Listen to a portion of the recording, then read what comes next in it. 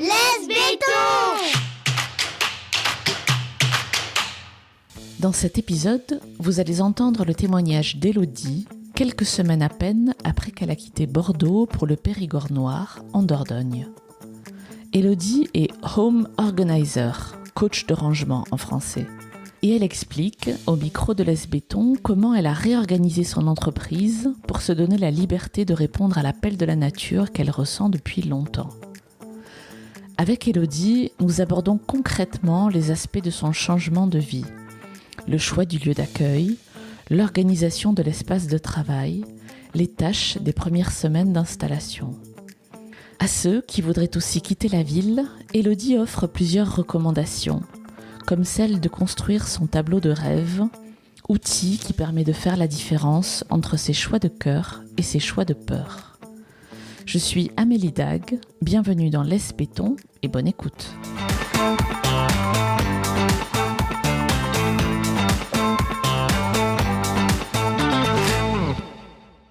Bonjour Élodie. Bonjour. Question très générale pour commencer, est-ce que tu peux me dire qui tu es, Élodie ? Je m'appelle Élodie, ça déjà, c'est une première info. J'ai créé une entreprise qui s'appelle La Fée du Tri, qui aide les gens à faire du tri donc dans leur maison, il y a plusieurs années.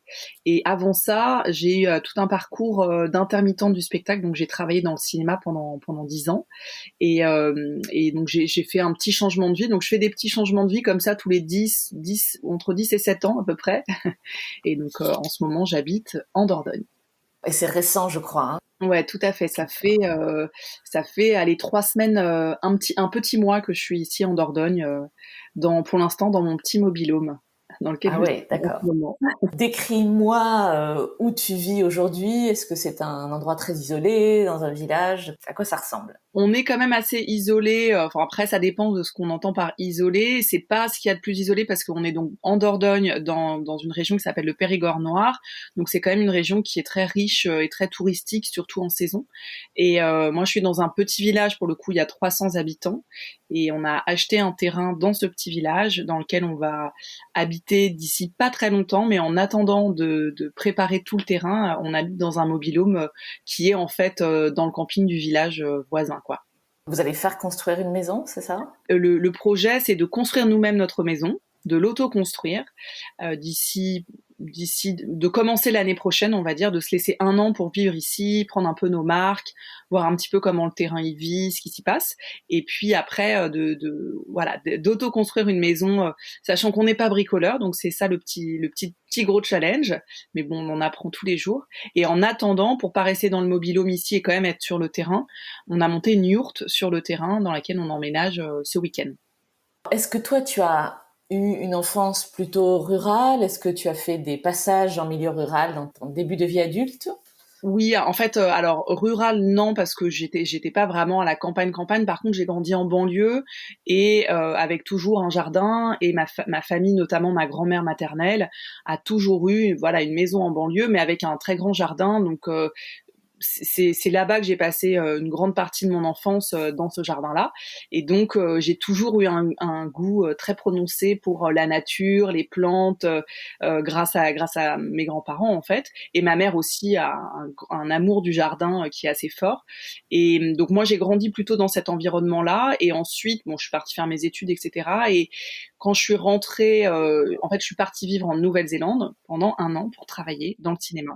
Et c'est vrai que là-bas, la nature, elle est omniprésente. Les villes, il y a quelques petites villes, quelques villes, mais la nature est là. Il y a une connexion à la nature qui est très très forte. Donc en rentrant, j'ai eu une envie encore plus forte de partir vivre à la campagne. Et je voulais même déjà à l'époque, ça remonte à il y a presque plus de 15 ans, je voulais construire ma maison en paille. C'était un peu mon rêve parce que on avait visité et vécu dans une maison en paille en Nouvelle-Zélande pendant quelques jours et j'avais trouvé l'énergie et il y avait quelque chose dans cette maison qui était assez incroyable. Donc en rentrant, j'ai commencé à chercher un peu des terrains en région parisienne et puis finalement les plans ont changé. J'ai eu un coup de cœur sur une vieille maison en meulière que j'ai achetée. Là pour le coup quand même un peu à la campagne, c'était entre Paris et Chartres, donc c'est à Saint-Arnoux-en-Yvelines, c'est un espèce de grand péage assez connu, voilà. Et en fait, Saint-Arnoux, c'est pas mal parce qu'il y a il y a la grande forêt de Rambouillet qui est pas loin, enfin il y a beaucoup de forêts autour. Et donc là, j'ai eu mon jardin et j'ai commencé à vraiment faire mon potager, m'intéresser un peu à tout ça. Donc j'avais quand même été piquée par la nature. À ce moment-là, avec les animaux, j'avais des animaux, des poules, des chiens, des chats. Et puis voilà, j'ai eu des changements de vie, je me suis séparée, et puis j'ai décidé de tout quitter par rapport au travail et de partir vivre à Bordeaux, donc du coup en ville pour monter mon entreprise, parce que là, en milieu rural, ça aurait été pas impossible, mais un peu plus compliqué.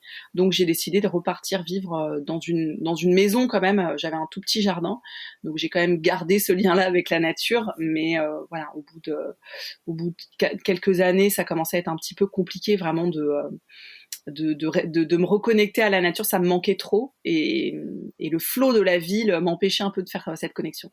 Donc voilà, il y a eu des allers-retours, et là j'espère que ce sera un long moment où je serai posée ici. Et pourquoi la Dordogne? C'est un endroit que tu connais, auquel tu es attaché particulièrement? Alors en fait, je connaissais personne en Dordogne. J'ai fait des stages en Dordogne. Je suis venue plusieurs fois parce que c'est quand même à 2 heures de Bordeaux, donc c'est quand même pas très très loin. Et en fait, j'ai trouvé ça vraiment magique. Il y a un truc qui s'est passé avec la Dordogne. Où je me suis dit, cet endroit est vraiment énergétiquement assez puissant, je pourrais pas l'expliquer, ça m'a juste attirée comme ça. Et puis finalement, mon compagnon, voilà, je lui ai fait visiter, on est venu plusieurs fois, et puis il a eu le coup de cœur aussi. Donc après, il y a plusieurs régions en Dordogne, on va dire qu'il y a plusieurs parties de la Dordogne.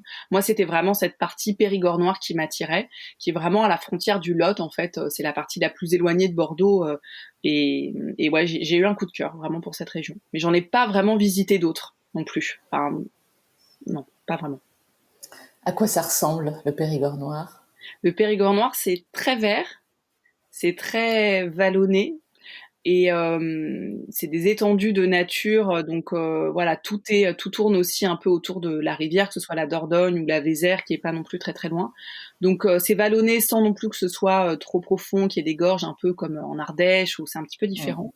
Donc c'est un peu plus doux, plus arrondi, on va dire, et c'est surtout vert. Il y a pas beaucoup de il y a très peu d'habitations. Enfin, il y a des habitations, mais elles sont cachées en fait, on les voit pas. Donc c'est vraiment la nature qui prédomine, et ça a été un point hyper important pour moi, quoi. Ok. Tu parlais d'une attirance et d'un coup de cœur. Comment tu l'as ressenti? Bah en fait, j'y suis vraiment allée au feeling, c'est-à-dire que j'ai fait un stage ici il y a quelques années avec une dame qui pratique le chamanisme, donc pour vraiment découvrir ce que c'était le chamanisme. Et le chamanisme, bon, il se passe plein de choses, mais il y a aussi une connexion à la nature qui est très très forte. Et cette dame, elle est toujours dans un lieu en Dordogne, avec une grande forêt qu'elle a chez elle. Et c'est vrai qu'il s'est passé des choses incroyables. Il y a eu vraiment une reconnexion. On est tellement déconnecté du reste, de la ville, du téléphone et tout ça, que bah, ça nous permet d'ouvrir un peu nos antennes et de se connecter à la nature. Et j'ai adoré, quoi. À chaque fois, je me souviens, je prenais la route pour y aller, et c'était même compliqué de revenir en ville. Donc vraiment, je me suis dit, ouais, la Dordogne, j'ai quand même eu un énorme coup de cœur sur cette région-là. Après, quand on s'est dit qu'on allait partir à la campagne, on s'est dit oui, mais peut-être qu'il y a d'autres régions qui sont sympas, l'Ardèche, l'Aveyron. Enfin bon, voilà, il y a plein d'autres régions qui sont super. Et en fait, je me suis dit, je vais plutôt suivre mon intuition plutôt que d'aller vadrouiller dans toute la France. Et je trouverais peut-être d'autres endroits aussi, hein, mais j'ai décidé de plutôt suivre mon intuition et de choisir cet endroit-là. Il y avait comme un espèce d'appel, quoi, que j'aurais du mal à vraiment expliquer.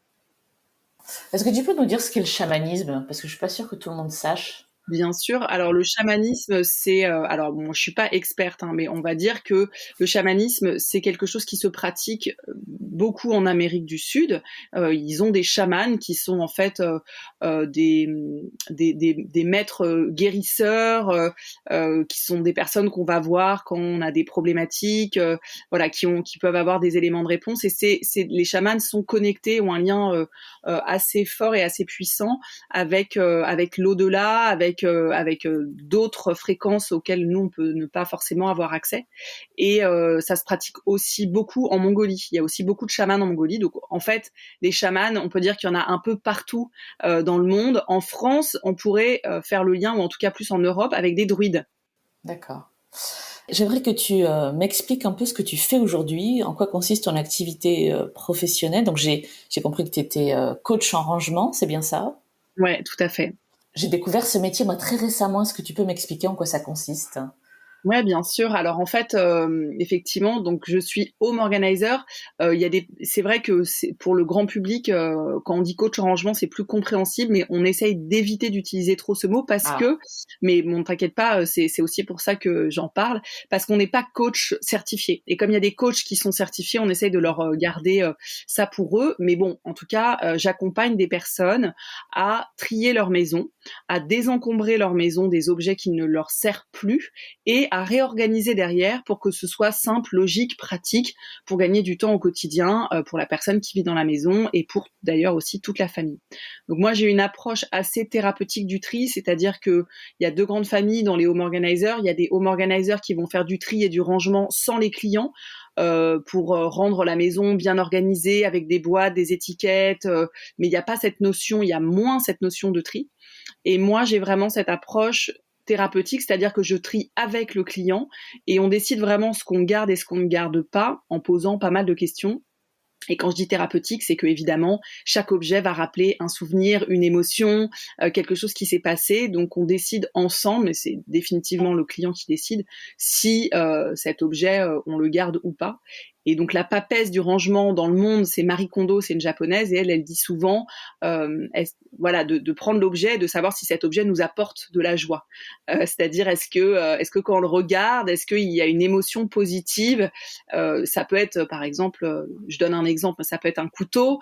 Si ce couteau coupe bien et qui nous sert à couper le pain et qu'il est pratique, d'une certaine manière, ça nous apporte de la joie. Le même couteau qui coupe pas, qui est cassé, qui était à mon ex, qui est dans ce tiroir que j'ai jamais enlevé, ça peut peut-être m'apporter moins de la joie. Donc voilà comment en fait moi je travaille sur ce métier-là, qui est passionnant. donc c'est pas, on n'est pas dans de la déco, on est vraiment dans de l'organisation du quotidien, c'est ça? Ouais, exactement. On est vraiment dans la prise de conscience des objets que l'on a chez nous, d'une prise de conscience aussi de pourquoi on les garde, comment ils sont arrivés dans la maison, comment je consomme, pourquoi je consomme, qu'est-ce qui se passe au moment où j'achète l'objet, est-ce que c'est une pulsion, est-ce que c'est parce qu'en fait c'est émotionnel et je compense. Bon, je vais pas aussi loin avec les clients évidemment parce que je suis pas thérapeute, hein, je dis que c'est de la thérapie par le métier, mais je suis pas officiellement thérapeute donc c'est pas mon travail, mais il se passe quand même ces choses-là, donc ça va vraiment beaucoup plus loin que le tri et c'est pour moi c'est vraiment une philosophie de vie qui est très très puissante. Et comment pratiques-tu alors ton métier? Tu vas chez tes clients, c'est ça? Oui, alors en fait, moi ça a un petit peu évolué depuis parce que moi j'ai lancé ma boîte en 2017, donc j'ai passé effectivement 5 ans et demi à aller chez les clients, donc à faire des rencontres, à savoir ce dont ils avaient besoin, si on faisait juste le tri d'une pièce, de deux pièces, de toute la maison, sachant que le mieux c'est quand même de faire toute la maison. Et donc j'ai beaucoup travaillé avec les clients pendant ces nombreuses années, pas mal à Bordeaux parce que donc j'habitais à Bordeaux, à Paris aussi, puis je me déplaçais un peu dans toute la France. Et en fait, au bout de 2 ans, j'ai eu justement beaucoup de mails de personnes qui me disaient «Waouh, c'est génial ton métier, je voudrais faire la même chose, etc.» Et je me suis rendu compte qu'il y avait un vrai besoin sur de la formation. Et donc, j'ai décidé de lancer ma propre formation pour former des personnes qui veulent faire mon métier.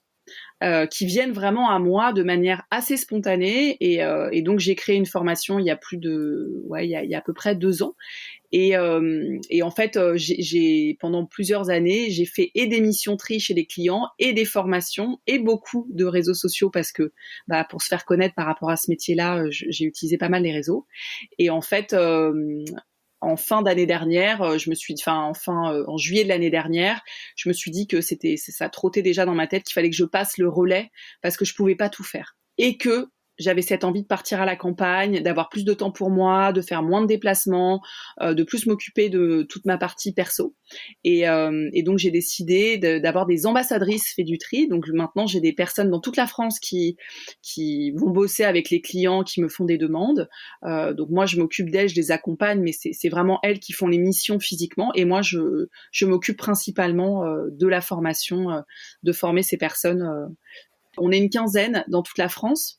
Et puis ça va se développer encore plus parce que j'ai pas mal de demandes, donc je pense qu'on va être de plus en plus nombreux. J'ai encore des régions qui sont encore un petit peu désertées, on va dire, où j'ai pas vraiment de monde.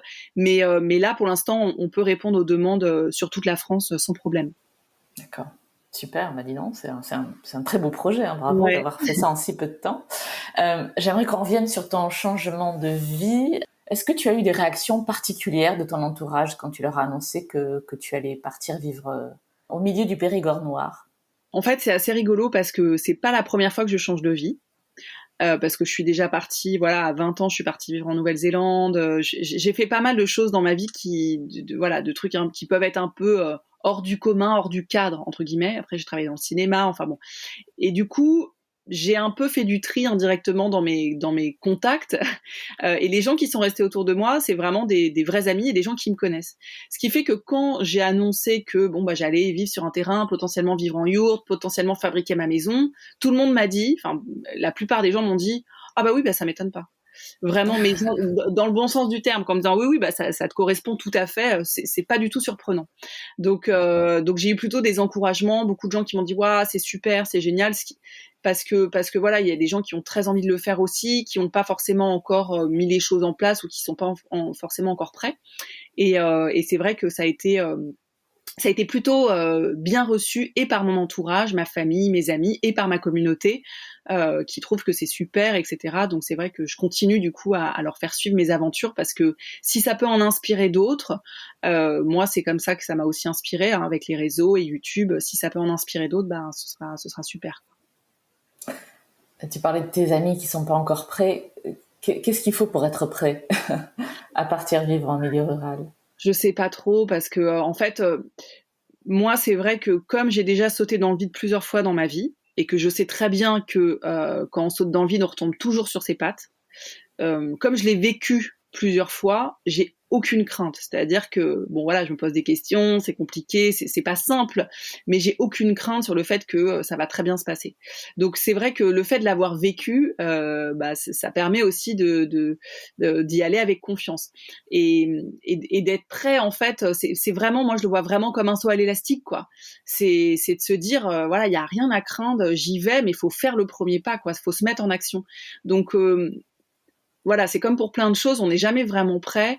Je trouve que ce qui va faire qu'on va se sentir, qu'on va faire bouger des choses, c'est de se mettre en action et de pas trop réfléchir, de poser une action minime, enfin même si c'est une toute petite action, d'au moins d'en poser une, et puis après de laisser dérouler les choses. Mais quand on est trop dans le mental pour ce genre de projet, on décolle jamais, quoi. Mmh. Et comment s'est fait la transition pour toi? Est-ce que tu as trouvé facilement le terrain, par exemple? Alors ouais, en fait, j'ai trouvé assez facilement le terrain. Après, comme j'en ai déjà un petit peu parlé et tout, moi je suis très spirituelle, donc c'est vrai que je demande beaucoup d'aide à mes guides. Je fais des vœux pour la nouvelle lune, voilà. Je mets pas mal de petites choses en place, et je suis vraiment dans la psychologie positive, de se dire voilà, je vais attirer à moi les choses dont j'ai besoin. Donc si c'est juste pour moi, et c'est vrai qu'on a trouvé un premier terrain qui nous a un peu passé sous le nez, entre guillemets. En tout cas, on n'a pas pu signer. Et puis après, j'ai fait de Bordeaux, je regardais des annonces, etc. Et puis j'ai fait une journée complète en calant 6 visites, parce que c'est quand même à 3 heures la Dordogne, et on est tombé sur le terrain. Et physiquement, avant d'arriver, je l'ai senti dans mon corps. Après, on se dit toujours, est-ce que c'est mon corps, est-ce que c'est le mental, est-ce que c'est vraiment ça? Mais j'ai senti physiquement que quelque chose se passait. Et voilà. Donc en fait, ça a été assez rapide de trouver le terrain. Par contre, toutes les démarches autour et entre le moment où on a trouvé le terrain et le moment où on a signé, c'est-à-dire il y a une semaine, il s'est passé presque 1 an. Ah ouais, Ouais. D'accord. Enfin, c'était en juin, et tu vois, on a signé là il y a une semaine, donc fin avril. D'accord. Et comment se sont passées les premières semaines de ton installation? Et c'est encore un peu le tourbillon, parce qu'en fait, moi j'ai un caractère plutôt actif, voire hyperactif, donc c'est vrai que quand on s'est installé, on s'est installé ici, donc on a mis toutes nos affaires dans un mobil-home, on a mis une partie de nos affaires dans un mobil-home, une partie dans des bureaux à Sarlat que du coup j'ai pris pour pouvoir quand même travailler et avoir un bureau, et une autre partie dans un box, et une autre partie sur le terrain. Donc déjà on a eu nos affaires dans 4 endroits différents, et au bout de 2 jours après le déménagement, on est reparti pour 8 jours, puisqu'on est parti faire un stage pour fabriquer notre yourte. Donc c'était un truc un peu particulier, on voulait la fabriquer nous-mêmes parce que ne sachant pas bricoler, on s'est dit on va apprendre des choses et puis le prix était aussi intéressant. Donc en fait on est arrivé, on est reparti, on est revenu décharger la yourte, on a enchaîné avec le montage de la yourte, etc. Donc en gros ça fait quand même un mois où c'est quand même assez intense. Là on emménage dans la yourte ce week-end donc ça va être plus cool. On va vivre plus que dans un seul endroit. J'aurai mes affaires dans un endroit et demi on va dire. Donc ça a été ça a été un peu le tourbillon et ça va se calmer dans les prochaines semaines. Ça va être plus posé.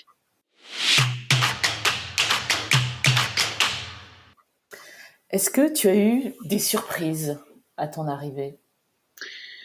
Alors pas vraiment parce que comme je disais, on a trouvé le terrain en juin. On est revenu au mois d'août pour un peu se balader dans la région et en fait on est allé voir tous les voisins, on est allé discuter avec tous les producteurs du coin, les pépiniéristes, on a fait les marchés, pour un peu discuter, rencontrer les gens, sentir un peu l'ambiance, savoir un peu comment ça se passait ici, localement. On est même allé à l'association du village, on a rencontré le maire, enfin.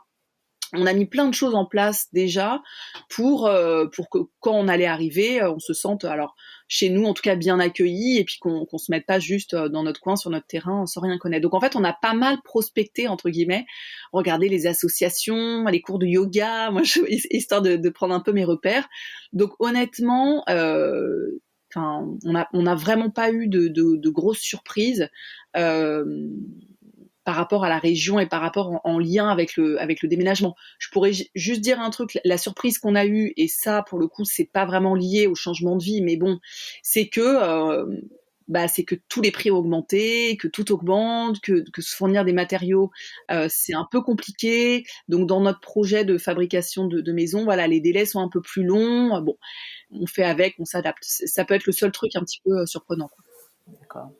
Alors, tu parlais de l'accueil des locaux. Comment tu le qualifierais? Je pense que c'est une région qui a l'habitude de voir de nouveaux arrivants et beaucoup de passages. Ouais, c'est une région qui est très ouverte au tourisme, donc c'est vrai qu'ils sont habitués à voir des gens et on a été hyper bien accueillis, que ce soit par les locaux ou par d'autres personnes, parce qu'il y a aussi, nous on est dans une région donc il y a beaucoup de gîtes dans notre village, beaucoup de gens qui font des auberges, des gîtes, etc. Donc il y a des gens qui ont changé de vie aussi comme nous, et puis il y a des gens qui sont des locaux, et on a été vraiment très très très bien accueillis. Après, je sais que c'est une région qui est quand même plutôt ouverte. Je sais que dans d'autres régions, de ce qu'on m'a dit, c'était pas pareil. Moi, je pense aussi qu'il y a une question d'énergie, encore une fois, et que nous, on est tellement surexcités, trop contents d'être là, très ouverts, on discute avec tout le monde, etc., que, du coup, on attire aussi des personnes qui sont dans la même énergie que nous, qui sont ouverts, qui sont sympas. C'est très rare. On a rencontré très peu de personnes désagréables et pas sympas, mais parce que c'est vrai que nous, on est aussi dans une énergie, d'euphorie, quoi. Qu'est-ce que tu trouves le plus difficile pour l'instant, même si c'est que le début, dans le fait de vivre en milieu rural? Honnêtement, pour moi, rien. Moi, je suis dans mon élément. Je trouve. Alors, c'est encore récent, hein. Donc peut-être que passer un hiver, de ce qu'on nous dit ici, l'hiver peut être un petit peu plus difficile parce qu'en hiver, c'est la saison morte, il fait froid, il pleut, etc. Et puis il y a beaucoup moins d'activités.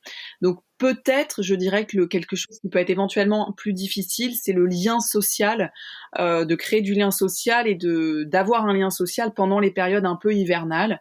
C'est aussi pour ça qu'en arrivant au printemps, j'espère bien créer du contact et des amis et des rencontres pour pouvoir garder quand même du lien en hiver. J'imagine que ce sera ça. Mais là, pour le moment, c'est vrai qu'on est arrivé au mois d'avril, en Dordogne, c'est le printemps, bon, tout est plutôt sympa, quoi. Moi, je suis pas trop déconnectée. Mon ami, par contre, lui, il est plutôt citadin et il pourrait avoir éventuellement peut-être des petits blocages, mais tant que pour l'instant on est occupé, on fait plein de choses sur le terrain. Pour l'instant, il y a que du positif, mais on pourra en reparler dans un an ou deux. Très bien. Nous ferons des checks réguliers. Voilà. Faut voir comment va le moral. Donc tu télétravailles, mais je crois que c'est quelque chose que tu faisais déjà avant, si j'ai bien compris. Oui, c'est ça. En fait, je télétravaillais. Enfin, j'avais quand même des bureaux. J'ai quand même pris des bureaux parce que je veux pas travailler trop de chez moi. parce que j'ai vraiment envie le travail a pris beaucoup de place dans ma vie ces dernières années. C'est grâce à ça que j'ai réussi à développer Féduterie, c'est grâce à ça que j'ai réussi à m'acheter un terrain, enfin voilà, tout ce qui va avec. C'est vrai que ça a pris beaucoup de place dans ma vie et aujourd'hui j'ai pas envie que ça prenne trop de place, donc j'essaye de, en tout cas, prendre des bureaux pour pas trop travailler de chez moi. Ça c'est hyper important, mais c'est vrai que comme j'ai tout préparé et tout mis en place, maintenant je travaille quand même beaucoup moins et je travaille quelques jours par semaine et je consacre le reste à mon entreprise. J'ai moins besoin de me déplacer. Je me déplace 5-6 fois dans l'année, quoi. Ouais, d'accord. Donc ça va. Et le fait de séparer l'espace pro, l'espace physique professionnel et l'espace physique personnel, c'est une reco que tu fais à tes clients, par exemple? Ah ouais, c'est clair. Je la fais à tout le monde parce que, évidemment, moi, quand je me suis lancée, j'ai commencé à bosser de chez moi parce que voilà, pour le budget, on se dit bon, je vais pas prendre des bureaux, etc. Mais maintenant, même aux personnes que je forme, je leur dis prenez des bureaux, même si c'est un espace de coworking, une demi-journée par semaine, parce qu'en 4 heures, on peut être aussi efficace qu'en 3 jours étalés à la maison. Donc ah ouais, moi je reviendrai pas en arrière là-dessus. C'était non négociable. Je pense que le premier truc que j'ai fait, c'est de signer le contrat pour avoir un bureau ici, quoi. Ouais, je pense que c'est hyper important. C'est une question de quoi? D'efficacité, Alors, je pense que c'est une question d'efficacité, ça c'est sûr. Comme je disais, on peut passer, moi je pouvais passer 3 jours à la maison, à bosser un peu, faire une machine, aller faire voilà, un truc à droite à gauche. Après, c'est une question de personnalité aussi, hein. Il y a peut-être des gens qui sont plus efficaces, mais en tout cas, pour moi, c'était un peu comme ça. Alors que quand je suis dans un espace de coworking ou dans un bureau, je sais que j'ai 4 heures et que dans 4 heures je repars, je suis hyper efficace, quoi. Il y a pas photo. Donc ça, c'est la première chose, l'efficacité. Et la deuxième chose, c'est vraiment séparer pro-perso, parce qu'aujourd'hui, donc comme je disais, moi j'ai beaucoup travaillé et j'ai eu plutôt que du pro, j'avais peu de perso, c'était vraiment mélangé et c'est épuisant et j'ai l'impression que c'est aussi une des raisons pour lesquelles on peut finir en burn-out quand on n'arrive pas bien à faire la séparation. Et moi, n'ayant pas encore d'enfants, je sais que quand on a des enfants, on peut arriver un peu plus à couper. Il y a les vacances, on peut se déconnecter. En étant, alors je suis plus célibataire, mais en étant voilà, femme sans enfant, chef d'entreprise, on peut vite se laisser happer par tout ça. Donc ouais, c'est pour moi important de prendre des bureaux. Est-ce que tu peux, sans trop y réfléchir, me parler d'un moment particulier, depuis que tu as sauté dans le vide, comme tu dis, où tu t'es sentie vraiment à ta place, où tu t'es dit non mais c'était exactement là que je devais être? Là, il y a pas longtemps, en fait, le premier truc qui me vient, c'est quand on a fait un apéro sur le terrain. En fait, on est arrivé sur notre terrain. Je remets dans le contexte. On arrive sur le terrain et on est en train de visiter. On n'a encore rien sur le terrain et puis tout d'un coup, on voit une voiture passer sur le chemin. Il y a personne qui passe et on les voit se garer en face. On se dit ah tiens, c'est nos voisins. On va aller leur faire un petit coucou. Ils doivent construire aussi. On va se présenter, etc. Et puis on arrive et en fait on voit sur le terrain, donc on dit bonjour, voilà, ils étaient 4-5 et en fait on découvre que c'est monsieur le maire qui est là, la secrétaire du maire et puis les voisins. Et ils nous accueillent, ils nous disent bonjour, 2 secondes après on avait un verre de blanc et du foie gras dans les mains et mais vraiment à la bonne franquette, quoi. Et vraiment l'accueil a été c'était normal, quoi, c'était évident, on a discuté de choses et d'autres, on s'est présenté et là je me suis dit vraiment merci, quoi, parce que pour avoir vécu en ville, encore une fois, c'est une question d'énergie, donc c'est pas forcément à cause de la ville, mais j'ai jamais vraiment eu ça. J'ai pas eu un accueil comme ça. Nous, on avait plein de voisins, on avait un couple de voisins très gentils, mais sinon, tous les voisins qu'il y avait autour de chez nous, on est allé se présenter, dire bonjour à tout le monde et tout. Il y a personne jamais qui nous a invités à boire un verre, à prendre un café, à faire plus longuement connaissance. Et quand je suis arrivée, que j'ai vécu ce moment-là, et d'ailleurs, j'ai bu du vin blanc et j'ai mangé du foie gras alors que je ne bois pas d'alcool, encore moins à 11h du matin. Et le foie gras, vraiment, j'évite parce que la cause animale et tout ça, voilà. Mais là, j'ai pas su dire non. Vraiment, je me suis dit, non, ils nous accueillent. Voilà, j'ai accepté. Et je suis repartie de là. J'avais la tête qui tournait un peu parce que même avec un verre de blanc à 11h du matin, j'avais pas l'habitude. Et je me suis dit, ouais, ok, c'est bon, c'est ici. Et puis, il y a eu, voilà, énormément de synchronicités qui se sont passées. Mais en tout cas, c'est celle-là qui me vient à l'esprit en premier. Est-ce que tu as appris des choses sur toi-même? Je sais que ça fait peu de temps, mais depuis que tu es installée là, est-ce que tu t'es découverte des faces cachées que tu ignorais? J'ai découvert, en fait, il y a on est dans un autre monde ici. C'est-à-dire que moi, c'est vrai que j'ai la vie de chef d'entreprise, hyper occupée, speed et encore, voilà, je suis pas en plein Paris, mais voilà, speed, à être sur les réseaux. Quand j'envoie un message ou quand je reçois un message, je réponds direct. Quand je vais chez quelqu'un, j'ai une adresse que je mets sur mon GPS et voilà. Et quand je suis arrivée ici, je me suis rendu compte qu'il y avait un changement vraiment. C'est vraiment un autre monde, c'est une autre façon de faire et en fait ça m'a fait vraiment un miroir sur moi-même quoi. C'est-à-dire que voilà, j'envoie des messages. Les gens peuvent mettre 1 semaine ou 10 jours à répondre, il n'y a pas de problème. Quand on me donne des adresses, les gens ne me donnent pas vraiment d'adresse, ils me disent c'est à l'église, à droite. Enfin bon, ça m'a permis de me rendre compte à quel point je le savais, hein, mais que je suis dans le contrôle, que j'ai du mal à lâcher prise et que j'ai besoin que tout soit dans un cadre, sur un chemin. Moi j'ai une adresse, je la rentre dans mon GPS, j'y vais. Bon, j'exagère un peu, mais quand même, ça m'a permis de réaliser aussi que je me suis jamais vraiment énervée, ça m'a plutôt toujours fait sourire. Mais voilà, je me suis dit, ouais, c'est bien aussi voilà, de pas être au taquet sur son téléphone, de se perdre un peu si j'ai pas l'adresse précise, c'est ok. Donc ça m'a vraiment renvoyé à ça, quoi, à mon profil de femme chef d'entreprise pressée et impatiente.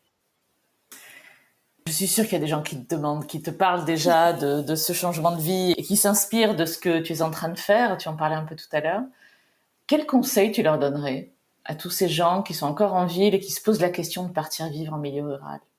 Moi, ce que je dis très souvent à mes clients quand on fait le tri dans les objets, quand on regarde un objet, c'est que s'il y a un doute, c'est qu'il n'y a pas de doute. Et donc, s'il y a un doute sur le fait d'être bien et heureux en ville, c'est qu'il n'y a pas de doute, c'est qu'il faut partir. Donc, vraiment, le conseil, c'est de se poser la question et de se dire, ok, si demain tout est possible, qu'est-ce que je fais? Parce que des fois, bon voilà, on se cache derrière le budget, enfin on se cache. C'est normal, hein, il faut aussi réfléchir, le budget, les enfants, l'école, le travail, etc. Mais en se disant, demain, tout est possible, l'argent n'est pas un problème, j'ai pas de souci d'argent, est-ce que je reste en ville ou est-ce que je pars à la campagne? Et en fait, moi, ça m'a beaucoup aidé, ça m'a souvent aidé cette question, en me disant, est-ce que le choix que je fais de rester, c'est un vrai choix de cœur ou c'est un choix de peur? De peur de manque, de peur de pas avoir de travail, de peur de pas avoir d'argent. Et à partir du moment où on arrive à réaliser ça, après il faut se mettre en action, mais vraiment se poser la question en se disant voilà, ouais, si tout est possible, moi demain, je m'achète un appart en plein Paris et je vis à Paris et je sors et je fais des expos. Et par exemple, en Paris, il y a plein d'autres villes, et dans ces cas-là, ok, peut-être que la campagne c'est pas adapté. Donc vraiment se dire voilà, si demain tout est possible, qu'est-ce que je fais? Et une deuxième chose qui, moi, m'a énormément aidée et qui est là juste devant moi et que je regarde et qui est assez magique, c'est de faire son tableau de visualisation, son tableau des rêves. Parce que c'est aussi important de savoir c'est quoi les rêves qu'on a dans les domaines de notre vie, que ce soit le travail, l'amour, les enfants, la santé, la spiritualité, etc., le matériel. C'est quoi mon rêve absolu? Et ça, c'est pas simple en fait. C'est pas simple de se dire c'est quoi mes rêves? Et quand on a un tableau des rêves sous les yeux, il y a des choses qui se réalisent et ça c'est assez magique. Donc ça peut être un outil qui est assez ludique à faire, un tableau de visualisation qui est ludique et qui en même temps permet de voir un peu potentiellement ses rêves se réaliser quelques semaines, quelques mois, quelques années après, quoi. Qu'est-ce qu'on peut te souhaiter pour la suite?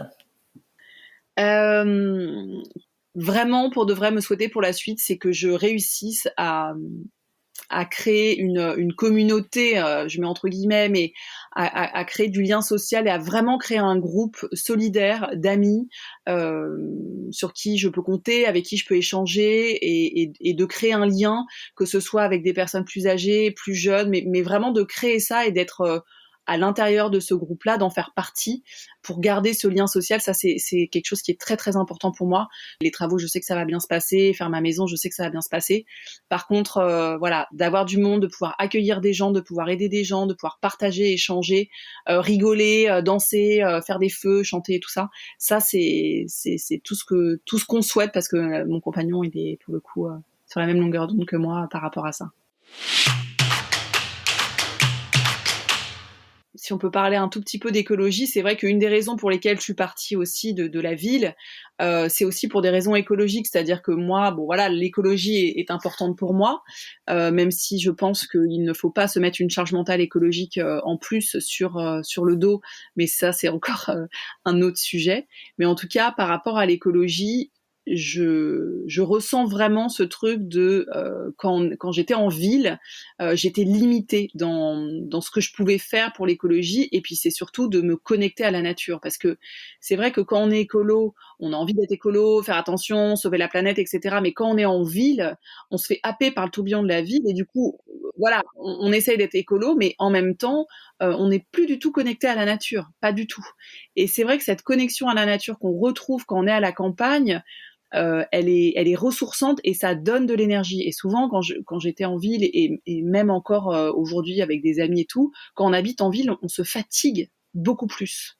Et donc voilà, cette histoire de campagne, ça, c'était juste pour dire que ça a des effets encore plus positifs, et sur notre santé personnelle, et aussi sur les actes qu'on peut faire par rapport à l'écologie, et de retrouver cette connexion qui permet de donner du sens au fait de se dire j'achète zéro déchet, oui, mais pourquoi, et est-ce que moi je suis connectée à la nature, est-ce que je comprends ce que je fais, d'être à la campagne, ça aide beaucoup. Donc je le souhaite à tout le monde, et évidemment tout le monde ne peut pas vivre à la campagne, mais je souhaite à tout le monde qu'il puisse retrouver cette connexion que moi personnellement je suis en train de reconstruire. C'est pas encore fluide, mais ça se fait petit à petit.